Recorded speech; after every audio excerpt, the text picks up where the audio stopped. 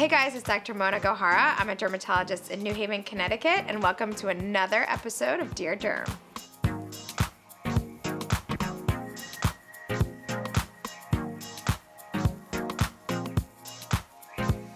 If you're a skin junkie like I am, I know you've thought about blackheads, and today we are gonna break it down for you. So I hate to be the bearer of bad news, blackheads aren't the easiest to treat, but we're gonna do our best and we're gonna give you all of our tips.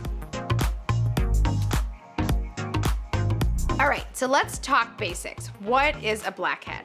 A blackhead is a little tiny pore filled with dead skin cells and sebum, or the oils on our face. Now, when the oils and the dead skin cells hit the air, they get what's called oxidized and they turn black, hence the term blackhead.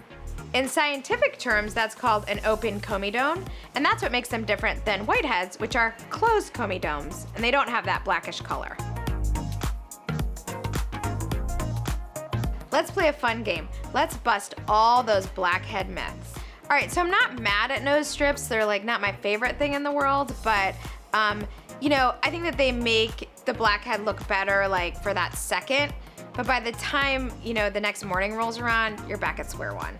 The other thing with nose strips that you have to be careful of, if you're using products like AHAs, BHAs, and retinols, you can rip off your skin with the blackhead. Little black dots on your skin are not always blackheads. You can get those little black dots that are on your nose are actually more associated with the hair follicle and won't necessarily respond to a traditional blackhead busting routine, but they may respond to some facial extractions. Blackheads aren't necessarily only caused by oily skin, but they're always produced by oils in the skin, meaning that in the pore, you're always gonna find a little combination of dead skin cells and sebum.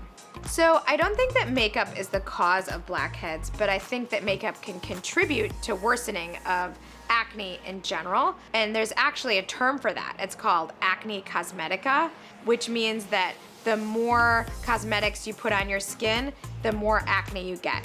So I personally just recommend to my patients when they're struggling with whiteheads, blackheads, any type of acne, that they use non-comedogenic products and things that aren't going to irritate, like all the harsh brushes and tools like that.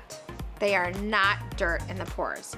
Repeat after me, guys. They are not dirt in the pores. All right, so blackheads are not caused by any changes in your diet. So eating a piece of pizza isn't necessarily gonna cause blackheads. Now, eating a piece of pizza may increase the glycemic index, which then can make your skin more pro-inflammatory, which then can give you more acne. But blackheads by themselves, go get that pie.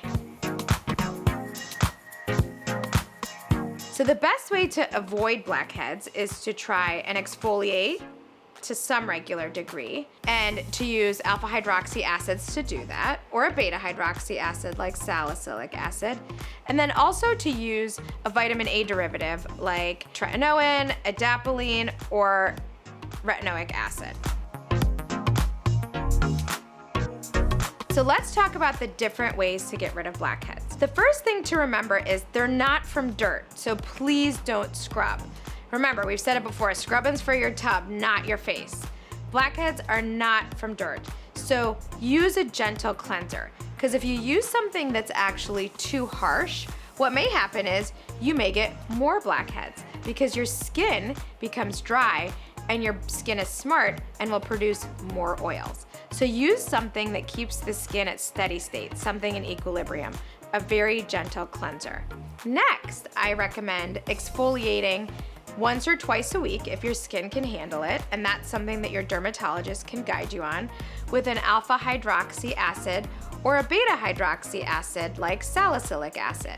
Salicylic acid is particularly good at getting into those pores and breaking down those oils that make up the blackhead. So that actually is one of my favorites when it comes to busting those blackheads. Now, what's the other component of the blackhead? It's dead skin cells, which are keratin based. Next, I would use something to liberate the blackheads a little bit, loosen them up in that pore. My personal favorite is a vitamin A derivative, like a retinol of some type. You don't have to be over the top about it, just use a tiny bit. a pea-sized amount over the whole face. Don't put them just in the areas concentrated with the blackheads because you're certain to get irritated. So put that pea size all over your face so that it prevents new ones from coming out, and it helps the old ones to loosen up in that pore. Is extremely effective at regulating the shedding of the skin so you don't get the accumulation of those dead skin cells.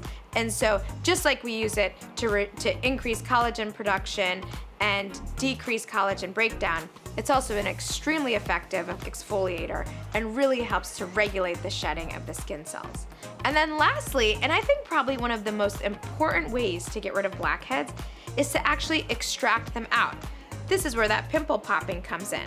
Now, I'm not giving you the carte blanche to like go at it with your nails, but I definitely think that there are ways that we need to extract blackheads. There are at-home comedone extractors that I use a lot on my poor teenage boys to get rid of the blackheads. They're these little instruments that have a circular top that you can apply a little bit of gentle pressure on the blackhead and help to extract the contents.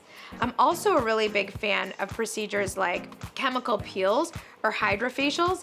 Chemical peels use alpha hydroxy acids or beta hydroxy acids to help to liberate and get rid of the blackheads more. But microdermabrasions and even a more popular procedure these days, which is called a hydrofacial, actually use a smidge of a vacuum to suck some of the blackheads out. Talk about gratifying. I mean, there probably is nothing more gratifying than seeing those blackheads get sucked off the face. But I really think that there's no magic bullet when it comes to blackheads. You have to commit yourself to a routine of not only certain ingredients, but also certain procedures that helps to extract them.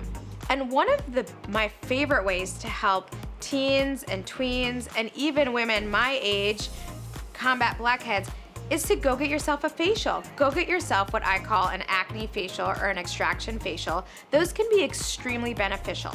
And if you've done kind of the pre-work for it by loosening up the sebum and the pore and using the alpha hydroxy acid, it can be a really pleasant and pleasurable experience that leaves your skin looking a lot better after you're done.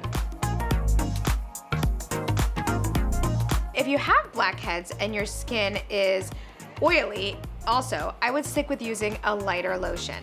But you can have blackheads, ironically, and have very dry skin. And in that case, you'd want to use a heavier cream. Now, if you have the combo skin, the T-zone that's a little bit oilier, and the outside that's dry, I would still stick with a lighter lotion to help keep the skin moisturized. Because moisturization is actually a really, really important point of combating blackheads. The drier your skin is, the more oil is going to be in those pores because your skin is smart.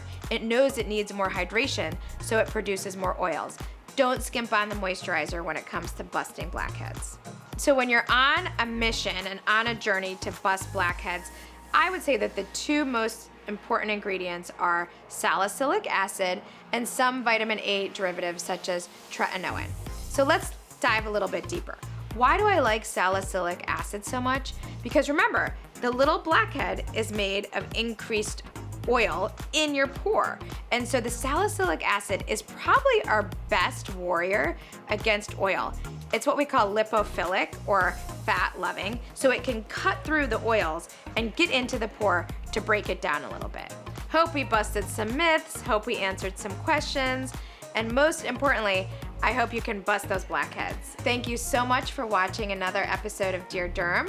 All right, guys, stop squeezing and popping those blackheads and go subscribe to Well+Good. And also leave any questions below.